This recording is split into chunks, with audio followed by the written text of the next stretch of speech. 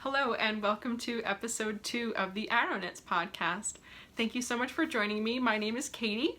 I'm coming to you from Long Island, New York, where I live with my husband and our dog Lola, our crested gecko Scully, and our betta fish Crowley. This is a podcast about knitting and other yarny goodness, with some other crafts sprinkled in from time to time as they come up in my life. Thank you so much to everyone who is joining me again, who joined me for episode 1. I just want to say a huge thank you to anybody who subscribed to my channel after my first episode. That was so great to see. I also had some really nice comments after my first episode, which was really encouraging. So thank you so much. If you're a new viewer, welcome. Thank you for joining me. This is my second episode. We have a Ravelry group called the Arrow Knits Podcast where you can say hello, you can introduce yourself. I would love to hear from you and say hello back.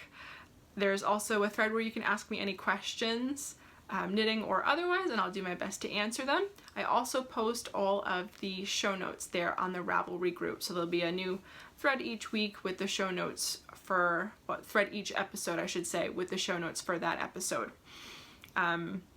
So if you'd like to check that out, go ahead. I will also link down below with a link to the Ravelry group, as well as where you can find me on Instagram as @ArrowKnits, and you can find me on Ravelry as knitmusic. So that's all of the pertinent details for the Rav group. So let's get right into the podcast. I would like to start with some finished objects. I have 2 finished objects for you this time. The first thing I'd like to show you is a pair of socks. So I showed this as a half object last time, and I did complete the pair. So I'll show them to you.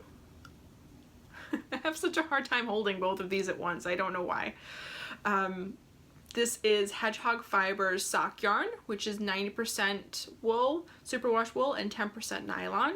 This is in their Olive Blossom colorway. It was a sock club exclusive. This was one of the January colorways. This is just a vanilla sock. It's my own recipe, just based on all the socks I've knit over the years. Just a short little cuff of ribbing up here. I should have done more probably, but just a little cuff. Plain vanilla leg. It's a slip stitch heel, and I believe I did a squared heel turn here. And then this is a just a regular toe. It's got I'm sorry, I can't think of the name of it, but it's knit 2 together and slip knit. And if you follow me on Instagram, you will see that I posted a picture of my finished socks. I got them done just on February 28th. Today is March 1st, so I finished these yesterday just in time for the end of the month. But I was so excited to finish them that I knit a different style toe on the second sock as I did on the first. I had knit the second sock with slip knit and knit 2 together as the toe, and I had knit the first sock with only knit 2 togethers on each side of the toe decreases. So I had already woven in the ends on the second sock when I realized it, so I had to rip back the toe of the first sock that I knit just to make it match. But it was no big deal, just a little bit of a setback. It was annoying that I overlooked that. Oh, these are my Bryson sock blockers. I feel like a lot of people have these sock blockers just because they're relatively inexpensive and you can hang them up and they allow a lot of air to go through. They're totally hollow there, so they allow a lot of air to go through and your socks dry really quickly. So I am enjoying them. I haven't had them for too long, but I am glad that I bought them, because even if I weren't going to show socks on the podcast, I still just think they look better blocked. I know I'm just gonna stick them on my feet, but I just like the way they look finished. I block everything else that I knit, so I might as well block my socks as well. So these are my completed socks, and these are technically my February socks because I started and ended these in the month of February. So I entered these into the Grocery Girls podcast. They have a sock bash knit along, which is a year-long knit along, but it's month by month. So if you start and finish a pair within a calendar month, you can enter them. So I entered these into the February sock bash. You have to kind of say why they're pertinent to that month. So, but they said they're really lax on what explanation you come up with. So it can be anything, as long as you come up with a reason why that sock kind of goes with that month. So I'm excited that I have these. These are my third pair of socks for my box of socks Cal for the Yarngasm 2017 box of socks Cal. I'm so excited to put pair number 3 in the box. And speaking of the box, I would love to show you that I finally picked out a box. So I've been looking and looking everywhere for the perfect box, and I've been being really picky. I don't know why, but every box I find is just not good enough. So I finally found this box at the craft store. Typically when I go to the craft store, I go to Joann's or Michael's, but I stopped in at AC Moore. I figured let me just look at the boxes, and I found my perfect box. So it's a floral with a navy background. It's very pretty. It's got cutout handles. Look at my little socks living in there, peeking, saying hello. It's got burlap around the handles, which is really a nice little detail. And then the top of it, now I think that the text is going to come backwards, but it says Small Wonders, and I do apologize if this is backwards. It looks backwards to me right now, and I think it'll stay that way. But it says Small Wonders, which I thought was perfect for socks, because socks are small wonders. Come on, there's a lot of work and love that goes into those. So I think they're small wonders.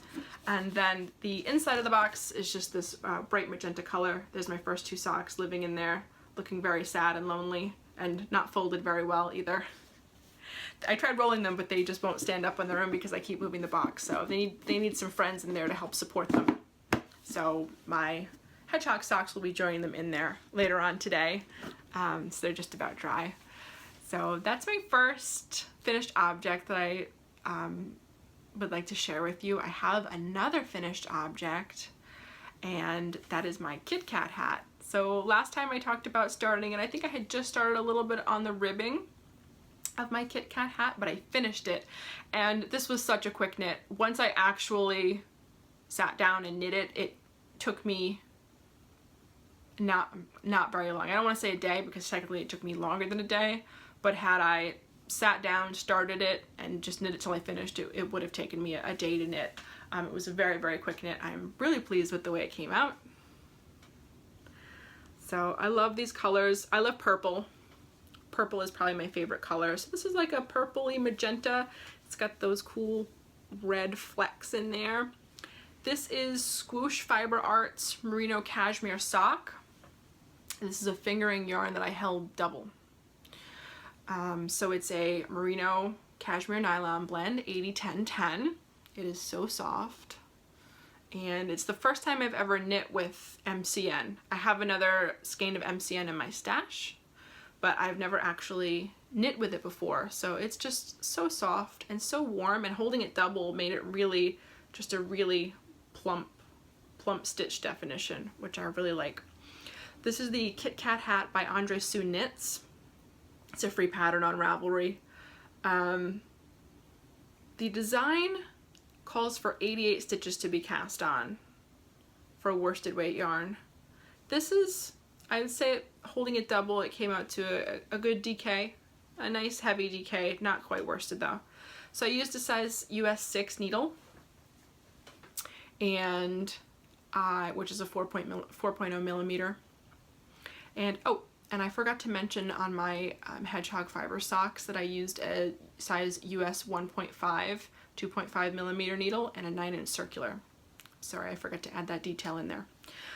But so I used a US 6 4 millimeter needle for this hat, which I think was perfect for the fabric. I did not use a different size for the ribbing. So the ribbing and the main body of the hat are both in the size 6, which I'm happy with.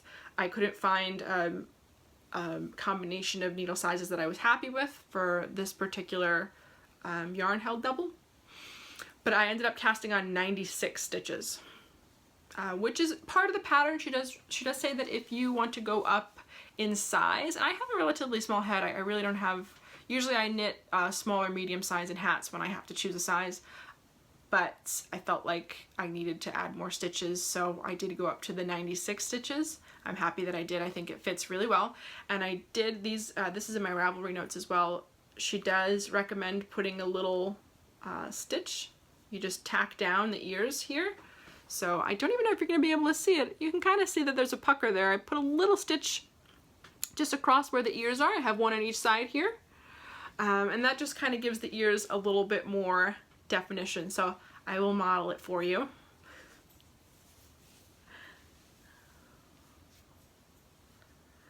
So yeah, there's my kitty ears.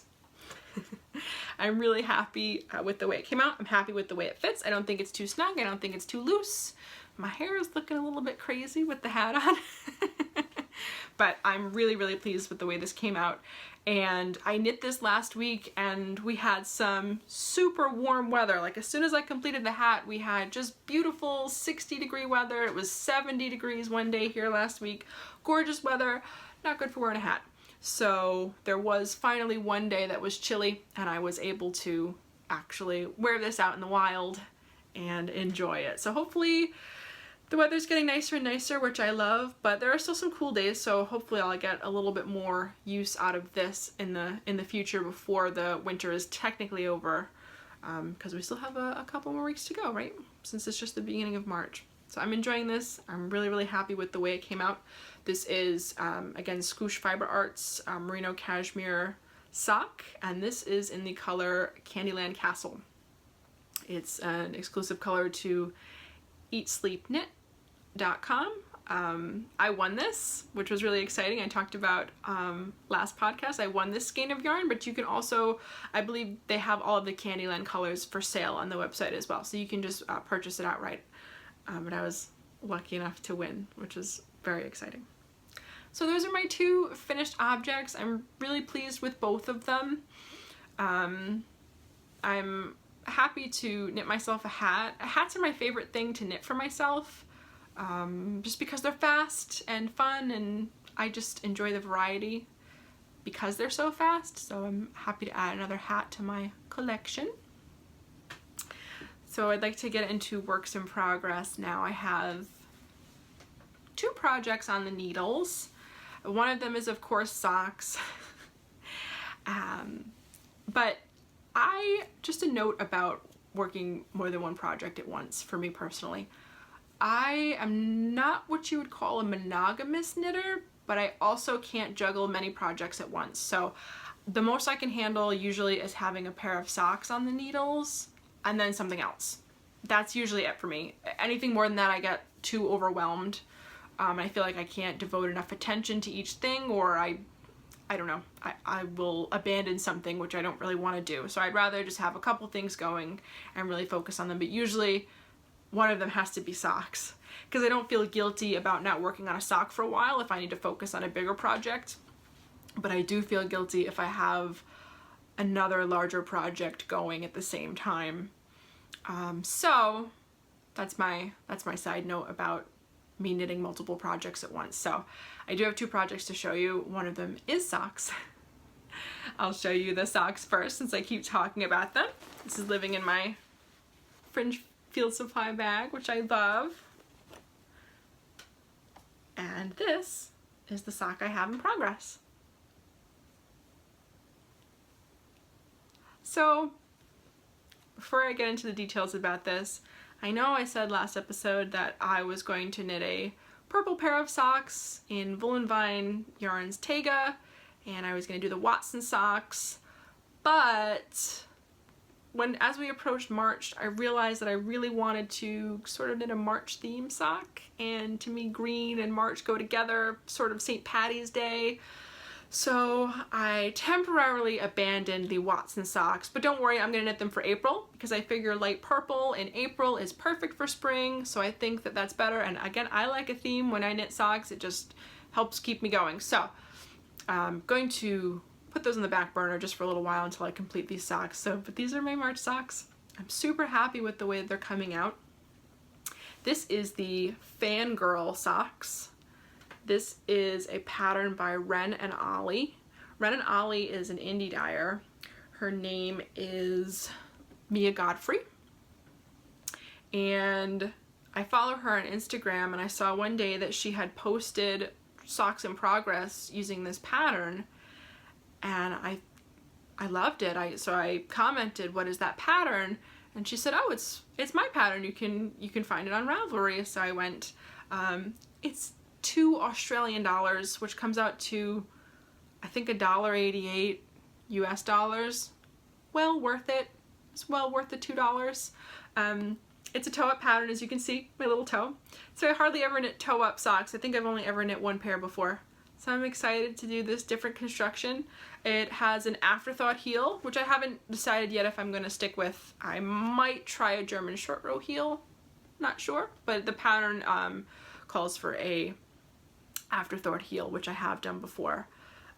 So I'm super happy with the way this is turning out. This yarn is Wool and Vine yarns, so I don't have to feel too bad because I'm still doing Wool and Vine yarns like I said I would. This color is called Karma Chameleon. It's a free swim. So free swim is what Kristen calls her one-of-a-kind, non-repeatable colorways. And this is in her Wilderness base, which is a newer base for her. And I don't know if you can see the halo. You can't really see the halo. This is a mohair blend. So it is 20% kid mohair, 55% merino, superwash merino, and 25% nylon. It is so soft yet strong, and it's got this little fuzz to it, little fuzzy glow because of the mohair, which I think is super fun. It's very bright green. It's reading super bright. It is super bright, with these flecks of like turquoise and brown in there, and there's even a little bit of a purple fleck now and then, which I love. I really like green and purple together. Personally, I just think it's a great color combo. So again, this is called Karma Chameleon. It's non-repeatable, although I wish that it was because I think this is super cool. And I love the name Karma Chameleon, although it would have been a really good name for a red, gold, and green skein, but still, Karma Chameleon for green for lizard. I like that. I think that's really cute. So I'm sort of addicted to knitting these. I really haven't knit on them for very long, but it's I think like a 6-row pattern repeat. I won't give away too much because it's a paid for pattern, but it's so easy to memorize. I think I'm on my 4th or 5th pattern repeat, and it's really, really easy. I also want to mention that I'm always very apprehensive about knitting socks with holes in them, meaning lace.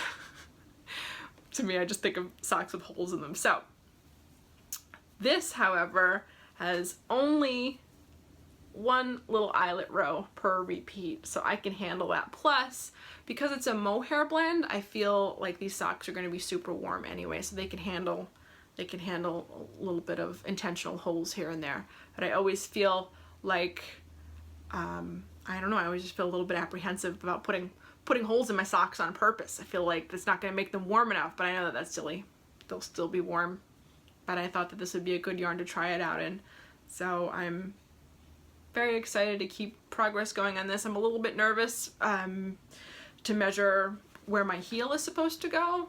So I've never really done that before. I think the other toe-up pattern that I knit was sort of a generic thing. I'm not sure that it had you measure. I think it said after this many inches, we're gonna do the heel now. I think it was that sort of thing. But I can do it. I can do it, and if I do it wrong, I'll just rip it apart and do it again. I am not afraid to rip things out if I have to. But yeah, and I want to show you the skein. So bright.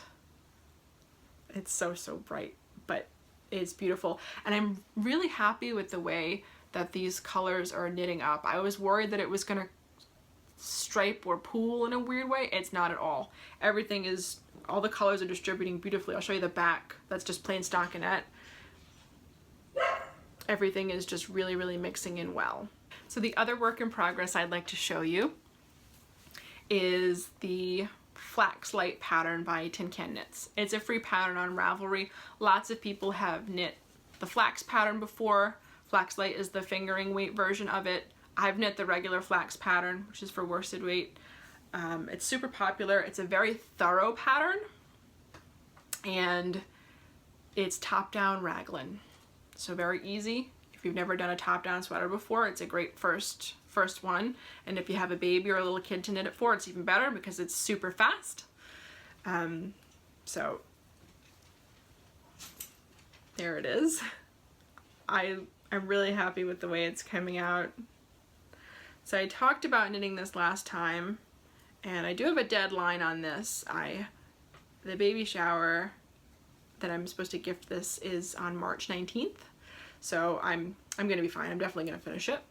So the whole body is completed. It's not attached to anything because I just put these stitches for one of the sleeves onto the needles, and I'm gonna attach the yarn again. So right now it's just free floating. This is Madeline Tosh sock in the Farmhouse White colorway and the Gilded colorway. So it's 100% superwash wool. There's no nylon in it, so great for little sweaters. I'm really happy with the way these colors are playing together. I was a little bit apprehensive, and in fact, when I first cast this on, I actually cast it on the Gilded. You start with the neck. I actually cast it on the Gilded here, and then was gonna stripe with the white, and I didn't like it. I felt like it was a little too Bumblebee, or a little bit Charlie Brown-esque as well. So I only had a little bit done, so I just frogged it and started over again with the white as my main color. I'm really happy. I'm doing four rows of Farmhouse White and then 2 rows of the Gilded, which I like. I like the wide stripes with the skinny stripes. I think that's working out really well. I am knitting the ribbing with a size US 2 needle, which is a 2.75 millimeter, and then I'm knitting the body, the plain stockinette, as well as the little garter ridge down the arm, which I think is such a sweet detail. I'm knitting that with a US 4 needle, which is a 3.5 millimeter. The pattern calls for a US 5, but my gauge was too loose with the 5. I'm actually just a tiny bit under gauge with the 4, but that's fine because I know that when I block this, it's gonna grow on me a little bit, so I'm totally fine with that. I would rather that than have a really loosey-goosey fabric for a baby knit. I don't want any like little fingers getting caught in it or anything. So excited with the way this is coming out. I should have the sleeves done in no time, I hope. And again, really easy pattern. If you've never seen it before, it's a really easy go-to pattern if you have to knit something fast, and especially if it's for a gift for a baby or for a child. Just knit up one of these. They're fast. The stripes are not part of the pattern. The stripes I'm sort of pattern hacking with. I saw a project on Ravelry that also had stripes, and I thought, that is so cool, I could do that. And so I am. So it's not the pattern is not included with stripes. I'm just doing them, and so that I'm not getting any jogs, or not too much of a jog here, oh, I don't have a jog at all, yay! Well, a little bit. So that I'm reducing the jogs, when I knit around with the new color and I get to the first stitch, I'm picking up the color underneath it and knitting them together. So you end up with a little bit of an elongated stitch. It's not right for every project. There are other ways to do stripes without jogs, but I think that it's working out really well for this particular project. So I'm happy that I'm using that technique. So those are my 2 works in progress for this week. I'd like to show you some acquisitions that I've gotten since the last podcast. I have a couple things to show you. The first thing I'd like to show you is sock yarn. Shocking.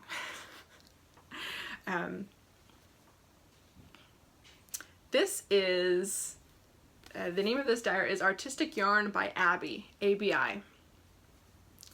This is bacon and eggs self-striping yarn. So I'm going to show you, it's actually printed on the label. The letters are going to look all funky, but you can see the picture of the sizzling bacon with the little fried eggs in between. How cute is that? I came across this on Instagram, like I come across most things. I feel like I say that a lot, but I really feel like I discover a lot on Instagram. And I just thought this was so unique, like a novelty sock that you could knit yourself. Her website is awesome. She has so many different self-striping options. She has a lot of candy themed self-striping. She has a really cool rainbow trout self-striping yarn, which I'm interested in. she's got like a cookie self-striping, which is really neat. She's really a master at self-striping. Oh, and she also has watermelon, self-striping watermelon socks, which is really cute. I'd love to do that someday. She also does like picture yarn. So if you knit the yarn at the gauge and circumference intended, it makes a little picture. So she has like Santa Claus, little ghosts, she has Pac-Man, all kinds of just really interesting picture yarns. So if you haven't heard of Artistic Yarns by Abby, ABI, definitely check her out. She's artisticyarnsbyabby.com. I will also make sure I leave a link for you in the show notes. Just some really, if you enjoy self-striping yarn, her website is like its own Candyland for sure. And I have to say that my mom actually sent this to me. My mom is a crocheter. She's not much of a knitter. She does know how to knit.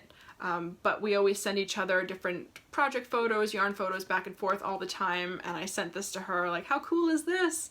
And the next thing I know, it showed up at my doorstep. So yes, so this is a really sweet gift from my mom. In the package with the bacon and eggs yarn, Abby also sent along this cute little sheep stitch marker. Show you. And then this cute little chick. It came in a little plastic Easter egg. How cute. It's so cute. This is gonna live on my desk. I think I'm gonna put it on my little sewing desk right behind me because it's adorable.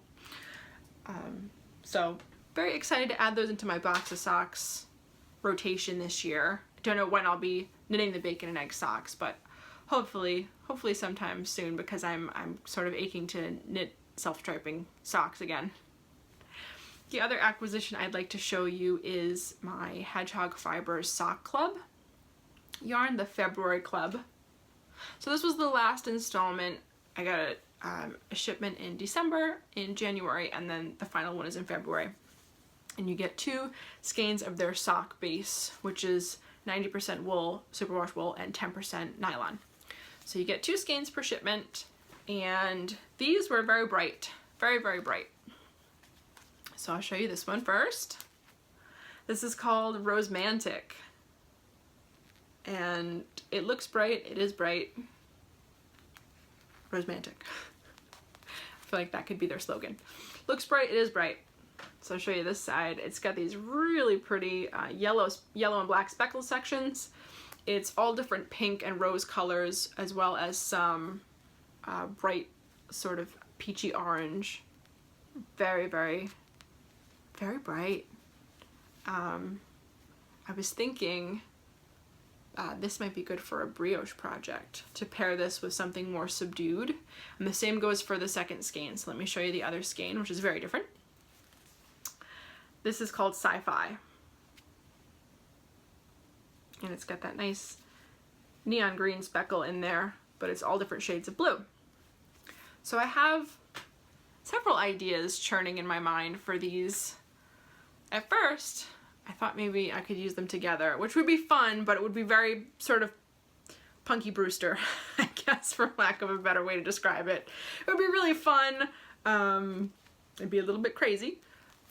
So I was thinking you could do brioche with these 2 colors together, but I think maybe separately would be better, like this with a lighter blue or even a green, or this with a cream color or a light pink would be really nice for brioche. And then I was also thinking to use them together or separately to weave with them. So I have a rigid heddle loom, I have a Cricut loom, which I don't use very often. I took a class last February, so about a year ago, at Pearl Soho in New York City to learn how to weave on a rigid heddle loom, and I really enjoyed it. I love weaving, but I'm a little intimidated, as I think a lot of people are when they first start, by the warping process. So if you're not a weaver, the warping the loom is just the term they used for getting the yarn on the loom so that you can then weave other yarn in and out. And it's a little bit of a process. I've done it before on my own.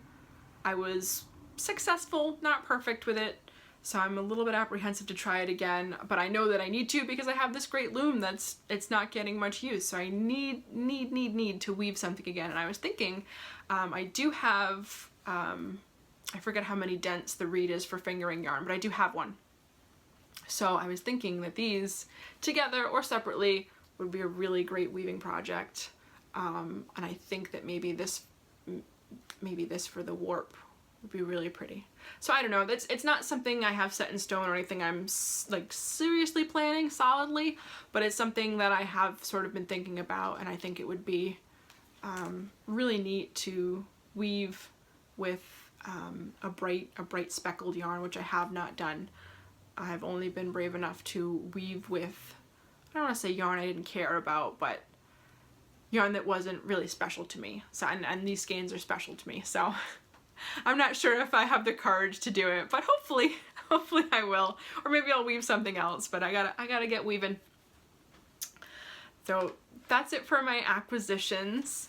I'd also like to talk to you a little bit about my future knitting, knits on my radar, all that good stuff. I talked last time about the First Light shawl by Vera Valimaki, which is an asymmetrical crescent shaped shawl. It's got stripes. It's intended for a speckle and a solid with stripes, and then it's got a little lace panel. And I have yarn that I would like to show you that I think I'm gonna use for the shawl, because it's the next thing I want to cast on. As soon as the little baby sweater is done and blocked and ready to gift, the next thing I'd like to cast on is this First Light shawl. So it's a paid for pattern, and I have these yarns that I like to use. I'll show you close up because this is not solid black. It's got a little bit of tonal, yeah, there we go. Now you can see. These are both Madeline Tosh. It's Tosh Merino Light, and it's their single ply 100% merino wool. It's got 420 yards per skein, so it's a good amount of yard per skein. And this is Onyx, and this color is Optic. So I'll show you Optic close up. So I think this is beautiful.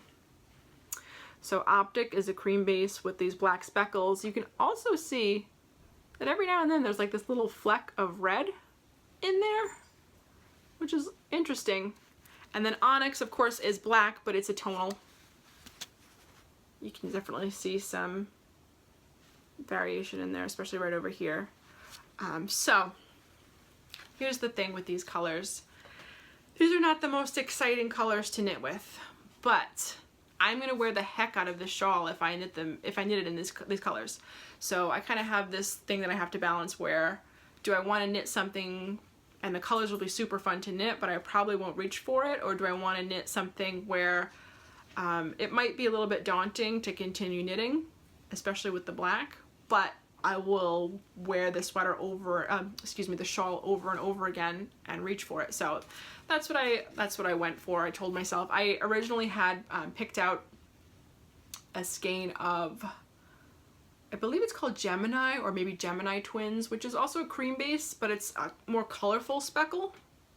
Not bright, but just colorful, which would have paired really nicely with the black as well, but I feel like I won't reach for the shawl as much if I went that route. So I decided on this, which I think is a really nice classic combo.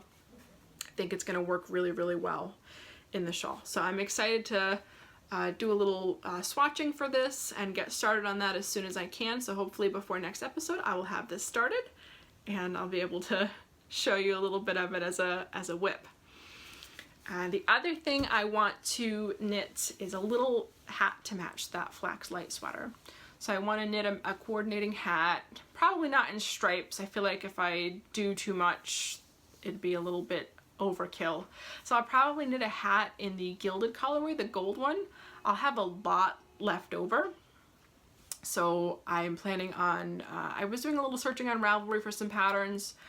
The one that I found that I think I'm gonna go with, it's called the Easy Peasy Newborn Sock Hat by Carrie McKiernan. So it's actually a rolled brim hat. I'll probably switch that out for ribbing. It's just what I prefer. Even though on a baby, the rolled brim will be pretty cute. I don't know. I think I'll probably still switch it out for ribbing. And at the top, I believe you need a little I-cord. It's a free pattern. At the top, you need a little I-cord and then you tie it in a knot. So I might do that, or I might do a little contrasting pom-pom in the farmhouse colorway. If I have lots of time, I could knit 2 hats. I could do one with a rolled brim, one with a ribbing, one with a pom-pom, one with the tie in a knot on top. I might get crazy. I don't know. A little baby hat like that will knit up pretty fast. So it's a free pattern on Ravelry. It's sized for newborn.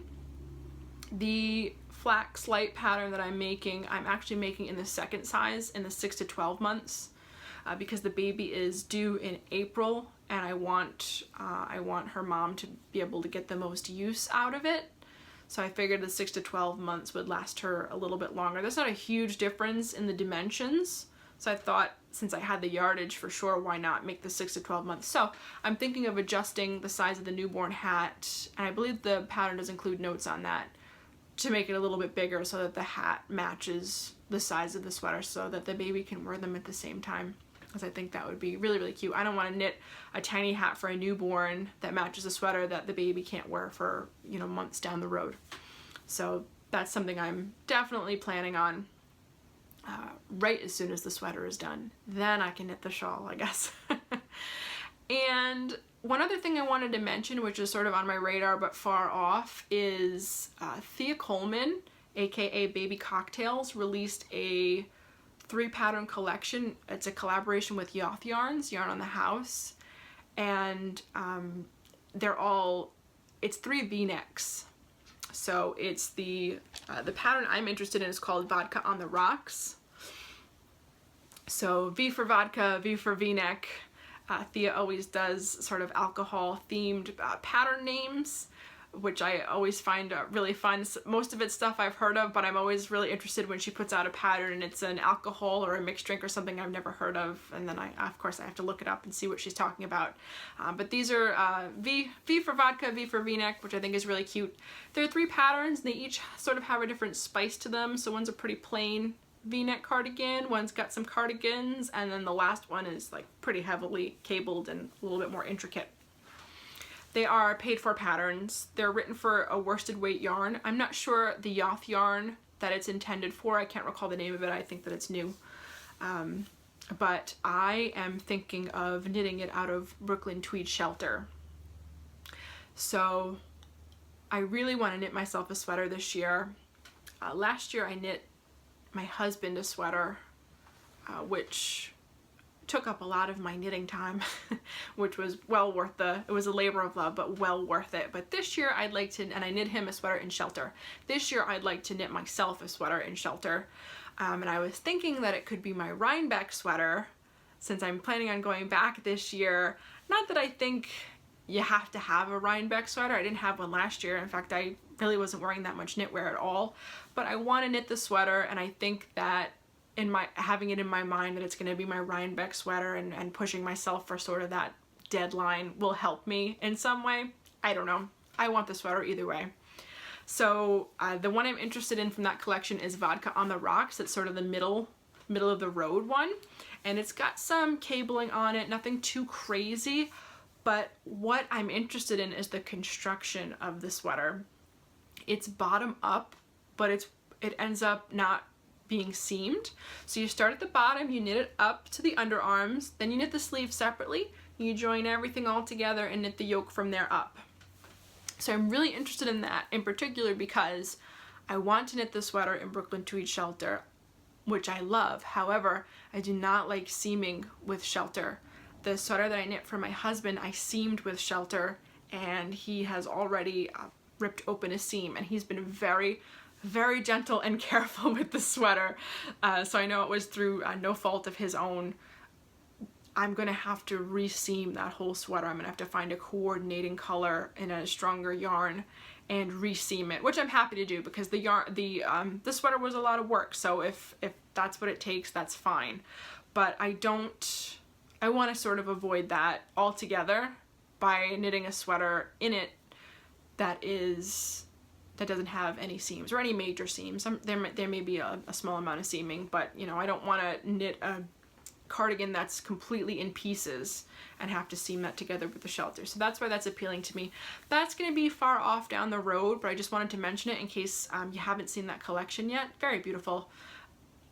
So check that out if you're interested. And that's it for my knitting plans, stuff that's on my radar knitting wise. Oh, I did also want to show you, this sort of goes along with acquisitions, but it's not yarn. I placed an order back in January for Sucre miniatures for some new progress keepers, and my order finally came last week, and I'm very excited. So I got 3 new progress keepers that I would like to show you. They are, I have to admit, progress keepers, the concept of progress keepers, I should say, is very new to me. So I'm gonna try my best to use them as progress keepers to keep track of things, but let's face it, really I just want to have cute little charms on my knitting all the time. So even if I don't use them to keep track of things, I'm just gonna stick them on so that my knitting has some accessories, right? So I got 3. The first one I'm gonna show you is this cute little ghosty. So it's a ghost with a donut, super cute. This was actually part of her Halloween 2016 collection, but she brought it back for Friday the 13th, which was when I ordered. So I got to take advantage of that because it's 2 of my favorite things. I love little ghosty things, cute ghosts, not scary ghosts. And I love donuts. I just love donuts. I love eating donuts. I love donut art. I just love donuts. So I had to jump on this, and I don't know if you can tell on the screen, but it's a rose gold finding. The clasp is, well, it's rose gold colored. I don't think it's solid rose gold, but it's rose gold colored, which I love rose gold. So I thought how nice to have a cutesy little ghost with a donut that also has a rose gold clasp. It's just really, really me. So I'm happy with that. Very excited to use her little ghosty. And then the other 2 that I got are also very me. I got a taco. I love tacos. I live for Taco Tuesday. Okay, maybe I don't live for Taco Tuesday, but I love tacos. So it's this cute, cute, cute little taco. And it's got all the fixins. It's got the cheese, salsa, the meat. I think there's even some guacamole in there. So this is very cute. It's a smaller one, so I can definitely get away with sticking this on a pair of socks. And the 3rd one that I got is a little bit bigger, so I haven't tried clipping it to anything yet because I don't have a project going that I feel comfortable putting it on. It's not huge, it's just bigger than the others. And it's a Hostess cupcake with the bite taken out of it. And look at the detail of the texture of the cake on the side with the ganache. That's incredible. She has this as a full cupcake, full Hostess cupcake, or as one with the bite taken out, but I had to have the bite taken out. And this and the taco I got with gold clasps, which is also really pretty. So I wanted to share those with you. I'm sorry I didn't do that along with my yarn acquisitions, but it's not yarn, so that's okay, right? And the last thing I'd like to talk to you about is podcasts. I'd like to call this segment Pod People. I think that'd be fun. Let's talk about Pod People. So the podcast I'd like to mention this time is the Stranded podcast, which is hosted by Amy Florence. She's the dyer behind Stranded Dye Works. She's UK based. Her personality is sort of infectious. So I enjoy watching her because she's happy and bubbly, but in a way that's just so approachable. So we have pretty different personalities, I would say, but I really enjoy watching her podcast. It makes me very happy. It's definitely a good sort of pick-me-up type of podcast without being too energetic. She's definitely really enthused by her the yarn that she dyes, which is beautiful. I have not gotten my hands on it yet in person. She has a couple colors. She has a color called Flamingo Legs that's outrageous. And then a color called, I don't know if it's called Koi or Koi Fish or Koi Pond, but it's the colors of a koi fish. It's nuts. It's so beautiful. So she talks about the things that she's knitting as well as her shop, and she's just, again, so enthused, and it's infectious. So if you haven't checked out Amy's podcast, the Stranded podcast, definitely give that one a try. The other thing I want to mention is not a podcast, but it's video related, and which is, if you have not seen Stephen West's Wanna Sheep, you need to. It's a video that Stephen West Knits released. It's a parody of the Spice Girls song Wannabe, and it's a full video, and he just takes that song and makes it totally knitting related, totally yarn related. It's hilarious. I have watched it several times. I may go watch it again right now just because I just find it so funny. It's so clever. I love parodies. I love like making up my own words to songs myself. My husband and I do it all the time to just random songs. So Stephen's lyrics are so clever and so funny. So if you have not checked out Wanna Sheep by Stephen West, you should go check that out if you want to laugh. And then you'll have those lyrics stuck in your head. I have them stuck in my head all the time. I can't even remember the actual Spice Girls lyrics anymore. It's just all about Wanna Sheep. So I just wanted to throw that out there if you were interested in checking that out. So that's all I have for the podcast today. Thanks again for joining me for episode 2. Again, I want to thank everybody that's a returning viewer that came back to watch the second episode and who subscribed after only watching the first episode. I really appreciate it. If you enjoyed chatting with me and you're a new viewer, please consider subscribing to my channel so you don't miss any new videos. I will link down below to our Ravelry group where you can find the show notes. And I will see you next time. Happy knitting!